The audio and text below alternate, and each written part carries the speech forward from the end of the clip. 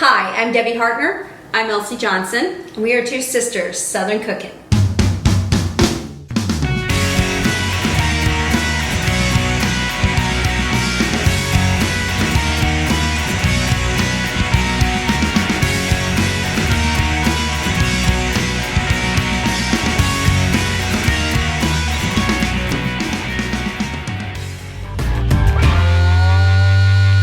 Hey y'all. We are frying chicken today, and this is a Maryland fried chicken. Yeah. So Maryland fried chicken historically is cooked in like a skillet or a Dutch oven, and then finished off in the oven, and then you put gravy on top of it. So it's not exactly put in the fryer for however long and cooked, but it is usually, that's how it's notoriously made. So we're going to dry off all our chicken. Elsie still has a bum finger, so guess what she has? She's the gloved one. Yeah, I don't want to get chicken stuff all over it.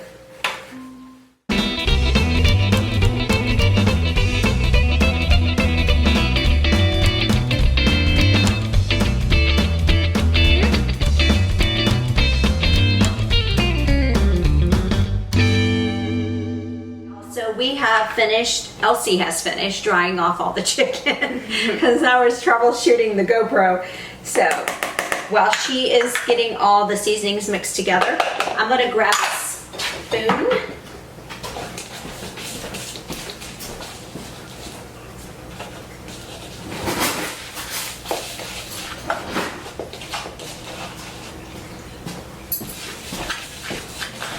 Okay, and go ahead and mix the baking powder in with this flour. I'm just going to sprinkle it all over. And we're going to flip them over and season the opposite side as well. So we have 11 pounds of chicken here. I know we feed a lot of people.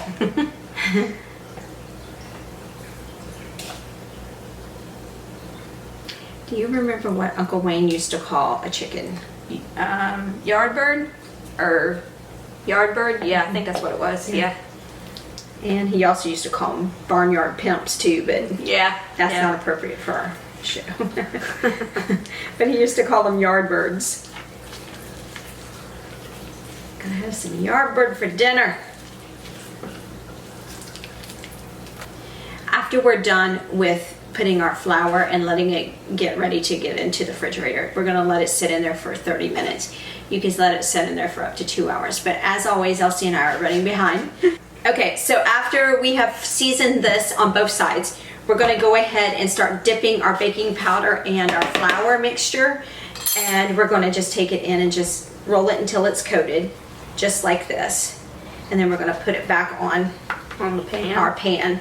We're gonna leave it in the fridge for 30 minutes to 2 hours, but we're gonna leave it in there for 30 minutes because Elsie and I, as usual, are always running behind, so we got so much going on. It's a wonder we ever get our meals together on time. No. But we always manage to. We put together between 6 and 7 videos a week from one day of filming. So I think that in itself is a feat in itself to be able to provide that for you guys. The cooking is really not what takes the time. It's the constant monitoring of the videos and the because the batteries, and everything. The GoPro and the Canon are always needing attending, especially the GoPro.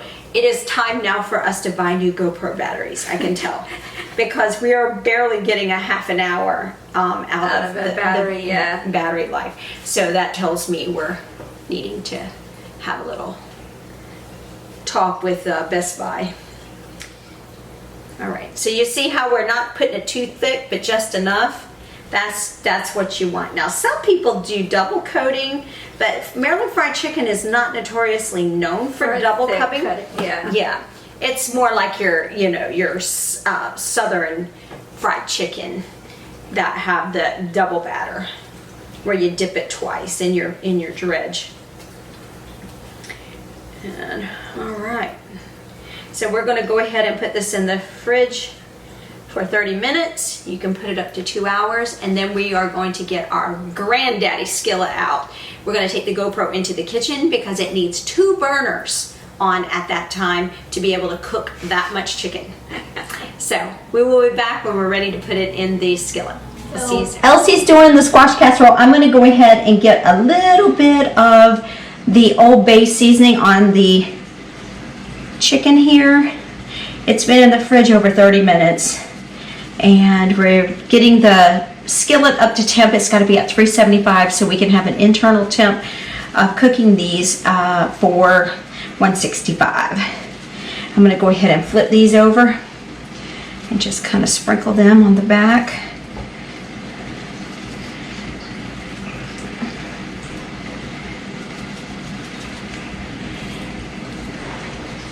It's always better to cook your smaller pieces first because it takes longer to cook your breast. So if you can and you are able to, just cook your breast last.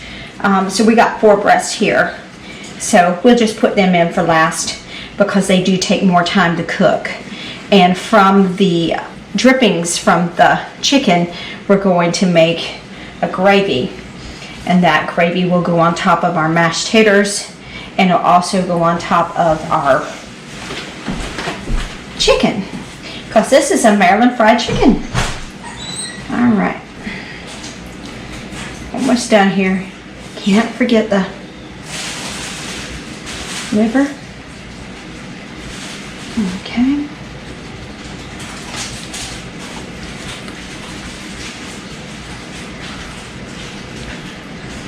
And you just season this to taste. But truth be told, it's just a nice little sprinkle of this over top of it.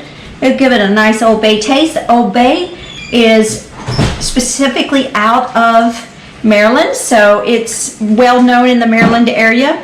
And that is what it's going to look like. And we're going to go ahead and get it in the skillet. And we'll see you when we're ready to put it in the skillet. So I'm going to go ahead and just start putting in my pieces of chicken. We are well over 375. So I'm going to go ahead and put my smaller pieces in. That'll be like your thighs, your legs, your wings. We're going to save the breasts for last because they do take longer to cook. And we just want to make sure that we got a good coating on this. The flour. It looks pretty darn good. Look how big this skillet is. We've already put in 7 pieces of chicken. Wow. That's pretty incredible. Alright folks, we're going to go ahead and let this cook. I'm going to let this cook about 5 minutes on each side, and we'll flip it over, and then we'll check the internal temperature. Then we're going to put it in the oven and let it finish cooking off in the oven. So we'll be right back, guys.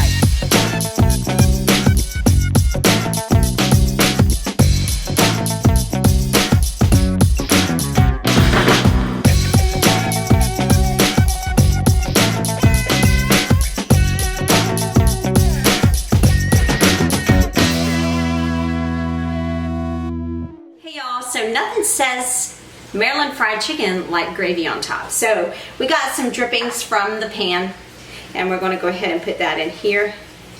And I'm going to go ahead and add in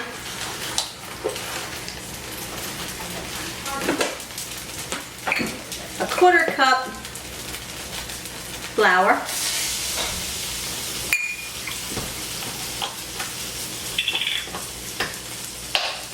a 1/4 cup of heavy whipping cream, and we're going to do a 1/2 cup of chicken broth. And of course, I'm going to season all this in just a couple moments. In just a moment, we'll get ready to stir this together. I'll be right back. Okay, so I'm going to go ahead and just cook off the flour taste here, and then after we do this, then we're going to go ahead and add in our salt and our pepper. You want to season it to taste. Now this gravy is going to go over top of our chicken. Of course, we got mashed taters too. So we're gonna go ahead and get all this flour mixed in here. I might have to actually add in a little bit more of liquid here just to help keep it from clumping up and burning our flour. We'll have to see.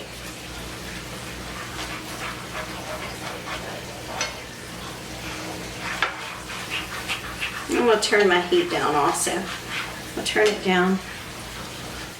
If your pan drippings are at room temperature, make sure your milk, heavy cream, chicken broth, beef broth, or water is all about the same temperature. Otherwise, when you put your flour in, your gravy is going to seize up and you're going to have clumps.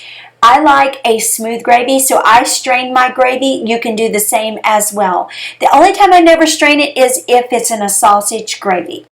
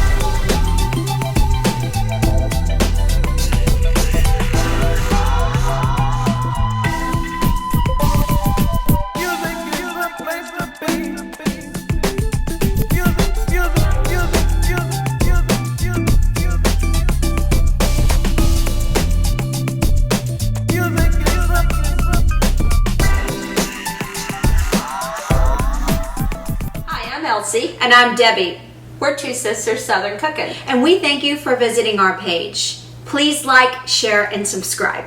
Thank you. This show is produced by Two Sisters Productions, McRae, Georgia.